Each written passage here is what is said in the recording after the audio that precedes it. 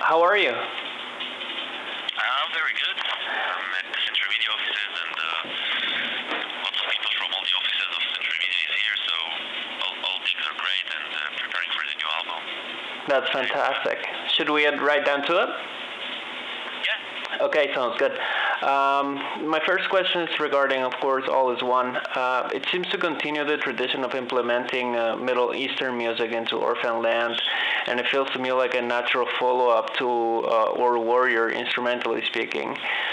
Would you say it's also a natural progression from Or Warrior from a philosophical point of view, with the lyrics and stuff like that? Yeah, definitely. Definitely it is.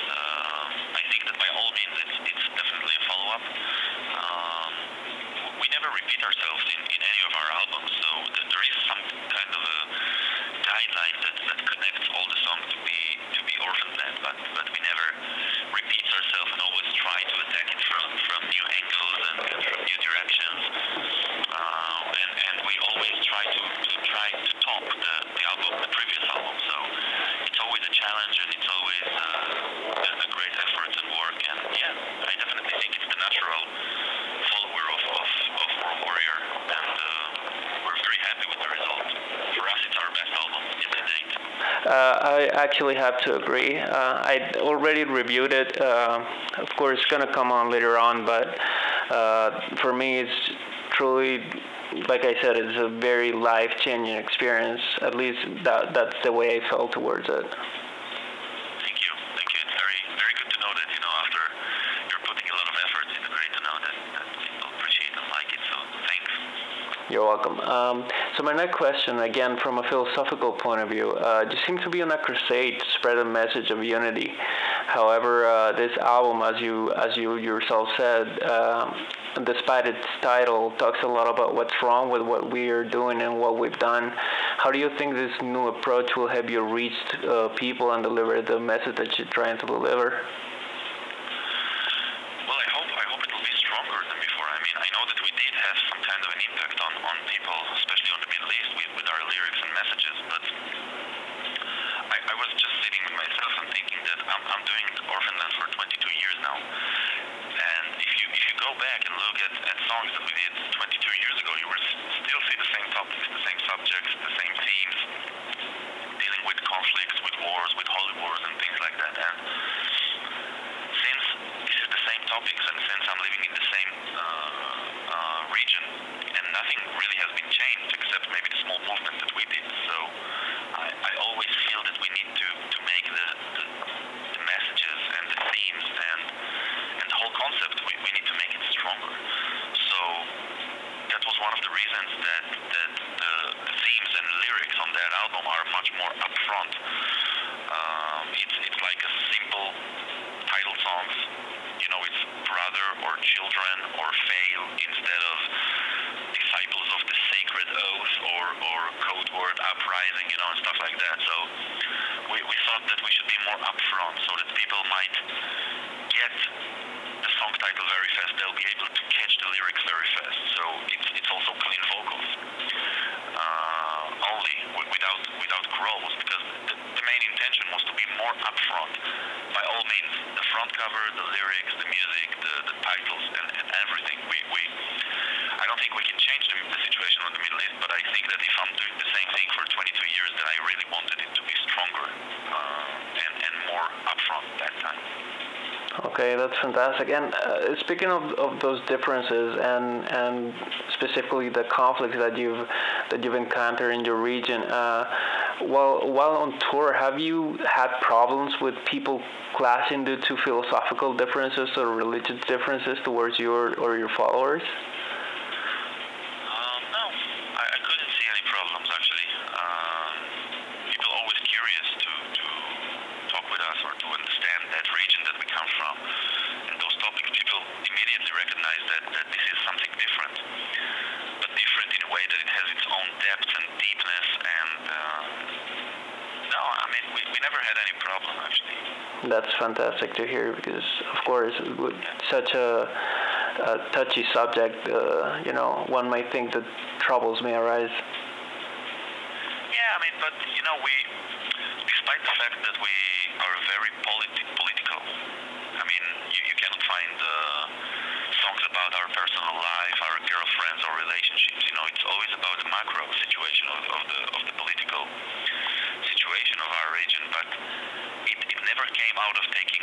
side or being pro or against something. It's always, we do have criticism towards politicians, towards religion, but we don't say we criticize Christianity and we don't criticize Islam. Right. We criticize religion as a religion, or we criticize politicians as politicians. Right. We don't take any side of the conflict. We're not saying either one of the sides is right and the other is wrong. We're just painting the photo and the situation the way we see it. And I think by that, people from all the colors of the rainbow, they can find themselves in our concept and in our music, and that's why we could have fans on the Israeli extreme settlements, and we could have fans in Iran, and I guess if you take a guy from Iran and a guy from the settlement, so the only thing in common will be that the both of them is fans of the band, and that's a great thing, and that's mainly because we don't take sides and stuff. Yeah, I don't think anybody can say that. And speaking of beliefs, how have your personal beliefs changed since the Sahara days? Well, back then I was really attached with religions and with tradition, and I still do. I mean, I do have a lot of respect to tradition, religion, as a religion. I'm having a problem with what people have done in the name of it or on behalf of it, and that gave a very bad reputation. Religion is a main idea of being good, giving hope to people, teaching them about morality and stuff. That's an idea that I really like. And I was under the impression that I really like it back then, but I've grown to understand during the years. I've become a little bit more desperate and more bitter, I must admit, seeing that for 22 years nothing has been really changed. The brainwash is a brainwash, and the propaganda is a propaganda, and the hate is always there. People are still killing each other in the name of God, in the name of their government, in the name of everything. Children are still living under fire in the Middle East, whether it's in Israel, Gaza, or right now in Syria, where Syrians are killing Syrians. Yeah. This is a bad thing that have grown me to be a bit bitter, I must admit. So if you can listen on the new album, some of the songs are really tragic. Maybe one of the most tragic songs that we ever wrote with Orphaned Land. Yeah. I think I have a lot of more criticism today. I've learned with Orphaned Land. Orphaned Land taught me to see how we can bring people together with our music. So if I'm seeing an Israeli band bringing so many Arabs and Israelis together, and it's just a heavy metal band, try to imagine how big will be my criticism towards religion and politicians, because I'm proud of Orphaned Land, but it's ridiculous to me that we're succeeding to do it better than politicians and religious leaders, people who really have and gained a lot of power, a lot of budgets, a lot of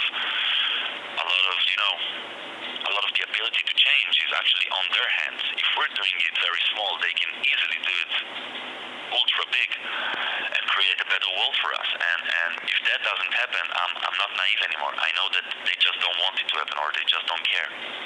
Okay. I think maybe we should move on to the production side of things, because there were some really interesting changes in the production aspect of the album. It was recorded as it was well documented that it was recorded in various countries, and but what interests me is Our Warrior was mixed by Steven Wilson, whom I admire tremendously, and of course he played with you guys in Tel Aviv. But All Is One was mixed by Jens Borgren. What was the reason for the change of direction? Well, first of all, the main reason is that Steven is ultra busy with his solo projects, and I don't think he has the time today for side projects as much as he did on the past. It was even in our DVD when Steven was a guest, and like you said, he played with us in Tel Aviv. He didn't have the time to mix the whole DVD, just mixed. I mean, he had the time to come and play with us, which was really amazing, and he mixed those songs that he was a part of, but he didn't have the time to do the whole process. And he was actually the one recommending me to work with Jens Borgren. He told me that he did a great job with Opus, and he's a great mixing technician, and he just told me, I won't have the time to mix all of it, but if you do it with Jens Bogren, that's going to be just great. And that's how we met Jens, and the DVD result was really, really amazing. We were very happy with it, and working with him on the new album was also fascinating. Of course, I would always been happy to have Steven, even if it's just to play the do note or the C bemol note on a keyboard. I will always happy to have him playing with us. But like I said, he's very, very busy, and I feel that Jens did also a great job with that album. Jens himself told me that it was fascinating for him to work with us, and it's like, I don't know, one of the top 5 albums he ever enjoyed mixing, and that was a great compliment coming from Jens as well. Yeah, absolutely. He has a very long career and a very illustrious career mixing, like you said, Opeth, Catatonia, and really great bands. So I imagine it's quite a big thing for him to say. Of course, another big change in this album is this is Chan's first album with you guys, following the departure of Matty from the band. How do you encounter the band dynamics with Chan on the band from a compositional point of view? Well, Matty's leaving was an unfortunate moment for us. But he decided to focus more on family life and on his personal career after 20 years of being together. In a professional way, it was actually one of the greatest things that happened to us, because Matty was a bit unmotivated in the last years, and when Chen Balbus, the one who took in place instead of Matty, he brought such a huge motivation and a new blood into the system. So everything became really faster when we composed the album. He was reacting very, very fast. We did the whole pre-production, and sketches and stuff. We did it back in his home, and he was reacting. We could send him, 50 comments a day. Change it here, make it longer here, record the bouzouki there, try the drums like that. He would immediately react and send it back to us. So everything went really fast, and that's not something we could have found before he joined the band. So eventually it was a great thing, and one of the reasons that we succeeded to provide a great album after 3 years and not 6 years, a lot of that credit goes to the new guitarist Chen. Well, that's great to hear. And of course, following the production side of things, all is one heavily charged with orchestra and choir.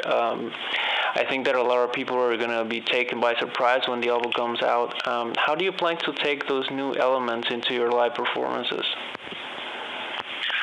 Well, it's very hard to translate them into live performance, because I would need 40 people on stage.